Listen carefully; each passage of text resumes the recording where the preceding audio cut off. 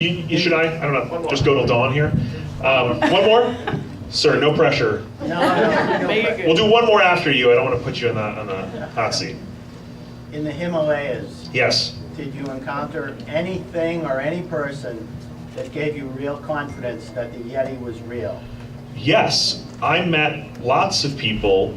We showed a fraction of them on the show, and the times we've been there in the past. Met a lot of people who really confidently saw something they couldn't explain. And the people who live in the Himalayas are people who really work the land. They live up there. They're not city folk. And it wasn't a bear. Yeah, it wasn't a bear. They know what the bears look like, right? So their attitude is, I know what a bear is. I see bears all the time. This was a thing that was walking on two legs for an extended period of time. Wasn't a bear, saw it in daylight, So you meet people who have these stories and they're compelling. So that's what gives me kind of a glimmer of hope about it. So you should have handed out cell phones. So I know, right? pictures. Well, that's the thing. It's the cell phone era. If you don't find Bigfoot or the Yeti in the next few years, we have a problem. Because now, there was less and less excuses now, right? Everybody's got a phone. You ready for the last question? Can you handle it? Last question. It's a ton of pressure. If you tank on this question, you don't get to go investigate tonight. Everybody's going to ostracize you. I want to follow that fellow. If Okay. you believe in the Yeti, do you believe also in Bigfoot? Oh, see, that was a bad last question, because I'm going to break some hearts by now.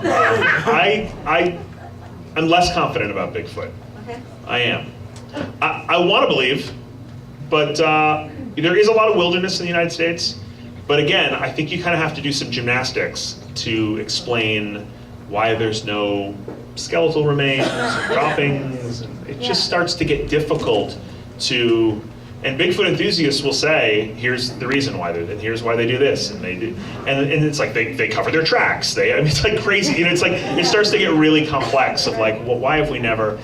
So I don't know. I mean, I never say never, right? Like I meet scientists all over the world who always say that. Like in science, it's very hard to prove the absence of something, So never say never. I would love it if there was somewhere a population of like relic, primates that we didn't know about. How cool would that be? Oh. But. It's all about proof, right? It's all about finding something you can bring back that's irrefutable, that you can say, this is a real specimen, a real sample. So, and to segue out here, that is so much of what the paranormal is about. And to answer the question earlier about being a skeptic, I forget what the numbers are now. It's been a little while since I looked at this. It was a report from a few years ago.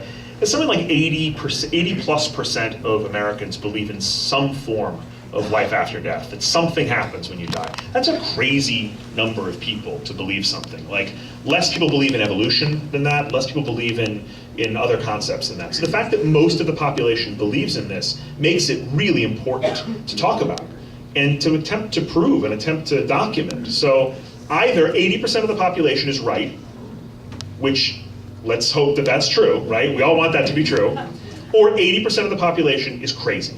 Either way, it's super important to figure out what's really going on. And so going to events like this, going to Waverly, going to these places that have these really rich histories is about tugging at that thread and saying, is there something in this place? Is there a residue here that is real? Can we film it? Can we hear it? Can we feel it? So that's super important to me. I think that the quest for the paranormal and quest to understand that is like maybe the most fundamental question in humanity.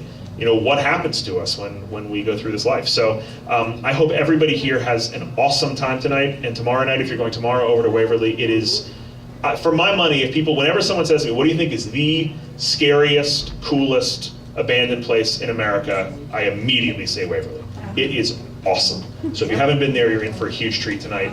And thank you for coming out, for saying hi, for asking questions. Really appreciate it. Real quick, John.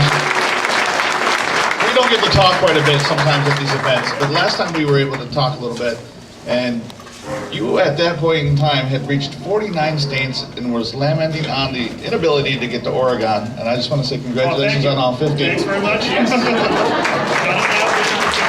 Everybody please give it up for Mr.